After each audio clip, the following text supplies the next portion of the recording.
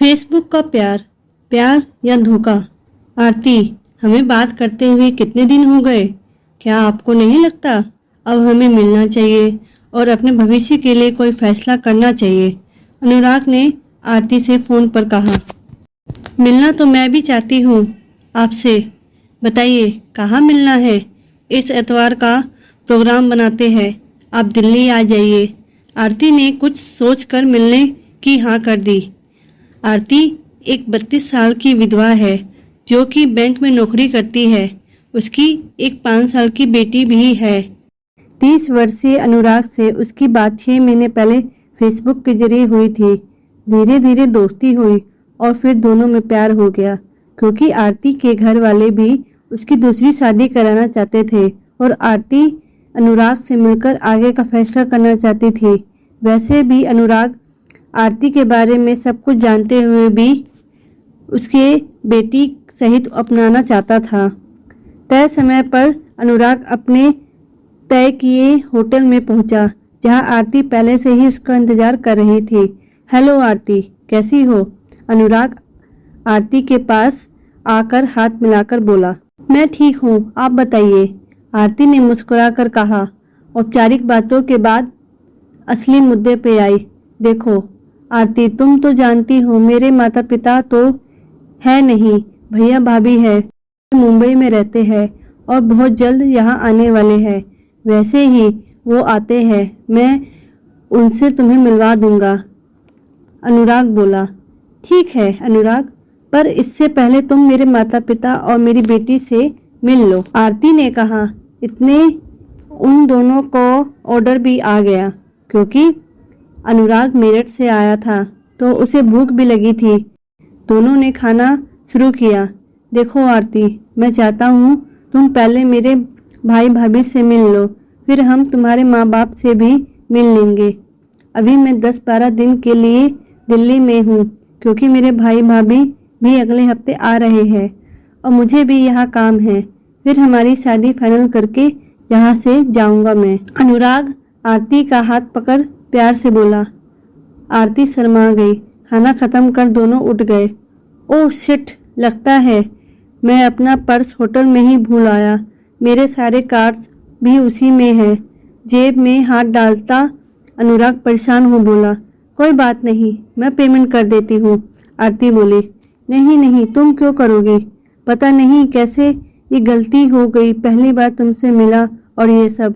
अनुराग दुखी हो बोला। कोई बात नहीं, अब हम अलग थोड़ी है। ये बोल आरती ने पेमेंट कर दी, जो कि अच्छी खासी थी, क्योंकि अनुराग ने उसे 5 सितारा होटल में बुलाया था। अगले दिन शाम को मिलने का वादा कर दोनों ने विदा लिया। आरती अनुराग के दिल्ली रुकने से खुश थी, क्योंकि अब उसे रोज मिलकर उसके बारे में और जान सकेगी। आरती चलो, तुम्हें शॉपिंग करवाता हूँ। आजकल तो मैं कोई गिफ्ट भी नहीं लाया था। वो क्या है ना कि मुझे लड़कियों के गिफ्ट लेने नहीं आते। अगले दिन अनुराग बोला। नहीं नहीं, मुझे कुछ नहीं चाहिए, आरती बोली। पर अनुराग नहीं माना और दोनों एक मॉल में आ गए। देखो ये ड्रेस कितनी सुंदर है।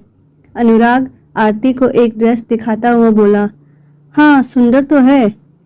आरती ड्रेस हाथ में ले बोली। तुम इसे ट्राई करो, इतने में मैं अपने लिए कुछ देखता हूँ। ये कह के अनुराग मेंस वियर सेक्शन में आ गया। कुछ पसंद आया तुम्हें? थोड़ी देर बाद आरती ने आकर पूछा। हाँ ये सब। तुम ऐसा करो, इसका बिल बनवाओ।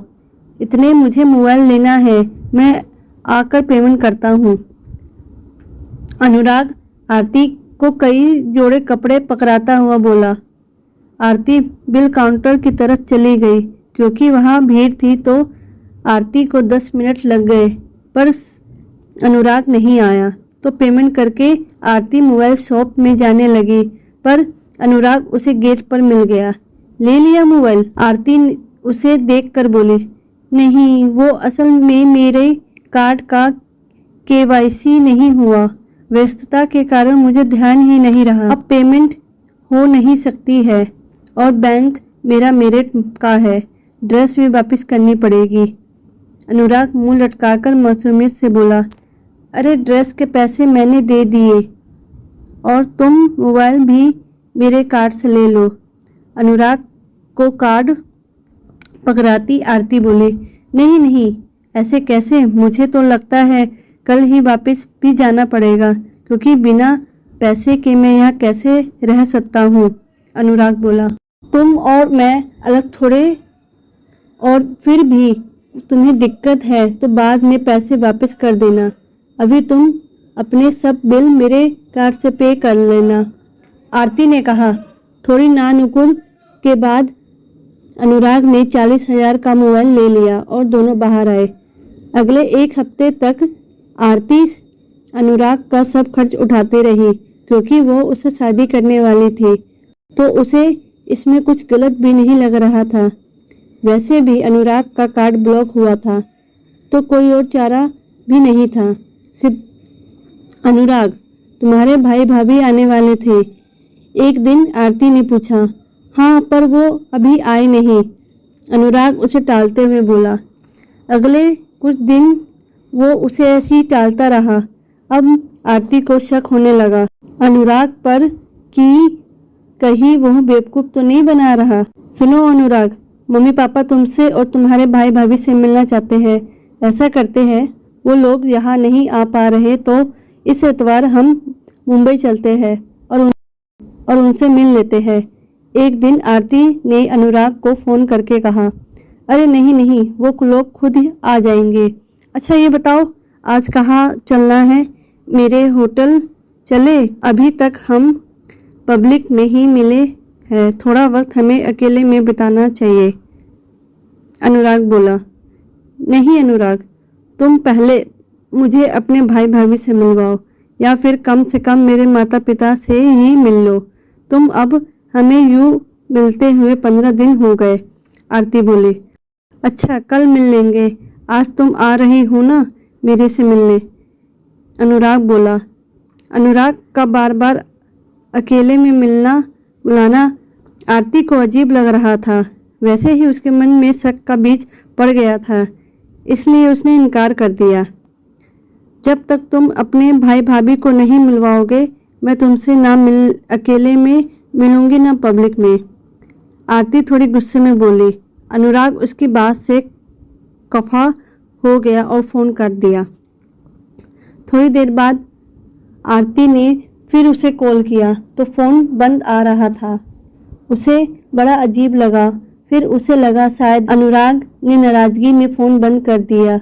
उसने मैसेंजर पर भी उसे मैसेज छोड़ने की सोची, पर यह क्या? जैसे ही उसने मैसेंजर खोला देखा अनुराग ने तो उसे ब्लॉक कर रखा था। उसने अपनी दोस्त और बैंक सहकर्मी की आईडी से अनुराग से संपर्क करना चाहा, पर उसे अनुराग की आईडी मिली ही नहीं। मतलब उसने बंद कर दी थी आईडी। पर क्यों? आरती के मन में सवाल कोधा। उसने अपनी दोस्त से अपनी शंका जाहिर की। आरती, तुझे अभी भी बस शक है, पर मुझे यकीन है वो भाग गया है। तुम्हें पता है वो किस होटल में रुका है? उसकी दोस्त मेघा बोली। नहीं मुझे उसने होटल का नाम ही नहीं बताया। आरती परेशान हो बोली। अच्छा, मेरे पास उसकी कोई पिक्चर होगी, चलो पुलिस स्टेशन रिपोर्ट करते। मेघा बोली। नहीं मेघा, उसने कोई पिक्चर खींचने ही नहीं दी, ये बोल के उसे पसंद नहीं, और जब शादी हो जाएगी तब तो मैं असलियत में साथ होऊंगा। पिक्चर की क्या जरूरत? आरती अब रूसी हो उठी। ओह, मतलब वो तुम्हारे पैसे खर्च करवा भाग गया। अब उसका नाम भी असली है या नहीं, इसमें भी शक है अब। मेघा सिर पीटते हुए बोली। अब मैं क्या करूं मेघा? आरती रोते हुए बोली। देख आरती, पुलिस स्टेशन चल, उसकी रिपोर्ट तो लिखवा सकते हैं हम, पर कोई सबूत नहीं। ऐसे में पुलिस वाले तुम्हें ही परेशान करेंगे, तुम्हारे चरित्र पर उंगली उठाएंगे। तुम ये शुक्र करो अभी सिर्फ पैसा गया, तुम्हारा इज्जत नहीं, क्योंकि ऐसे लोग तुम जैसे मासूम औरतों का भरोसा जीत कर हर तरफ से फ़ायदा उठाते हैं बस। मेघा ने उसे समझाया। आरती दुखी और हैरान थी। कैसे कोई इंसान 6 महीने तक प्यार के वादे करने के बाद ऐसे धोखे दे सकता है, वो भी कुछ रुपए के लिए। वो टूट चुकी थी इस धोखे से, इसलिए छुट्टी ले घर आ गई और अपने कमरे में कटे वृक्ष सी बिस्तर पर गिर पड़ी और रो दी।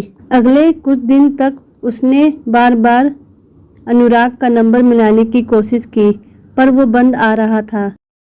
उसके नंबर के आधार पर उसने पुलिस कंप्लेंट की सोची भी, पर फिर ये सोचकर चुप हो गई कि इससे उसकी बेटी को, उसके माँ बाप को कितना कुछ सहना पड़ेगा, क्योंकि हमारा समाज औरतों को ही दोष देता है ऐसे मामलों में, और वो तो विधवा भी है। और फिर उसने अनुराग पर भरोसा करके उसे अपनी मर्जी से पैसे दिए थे। थोड़े दिनों में आरती ने खुद को सामान्य कर लिया, पर वो अनुराग के धोखे को कभी नहीं भूल सकती थी, क्योंकि उसने सच्चा प्यार किया था और बदले में उसने उसके लाखों रुपए के साथ साथ उसके विश्वास पर भी डाका डाला था। अब उसने सारी उम्र शादी ना करने की कसम खाई। दोस्तों, अगर हम सोशल मीडिया पर ऐसे लोगों से टकरा जाते हैं जो हमारे सच्चे हितैषी बनने का नाटक कर हमारी सारी जानकारी हासिल कर लेते हैं, और तब शुरू होता है इनका खेल। ये अपना खेल इतनी मासूमियत से खेलते हैं कि जब तक इन पर शक हो ये हमें चपट लगाकर रफू चक्कर हो जाते हैं। ऐसे लोगों से सावधान रहना चाहिए। मैं ये नहीं कहती कि सब गलत होते हैं, पर जहाँ बात पैसे की आए वही समझ लो कुछ गड़बड़ है। वैसे भी फेसबुक वाला प्यार बहुत कम सच्चा होता है।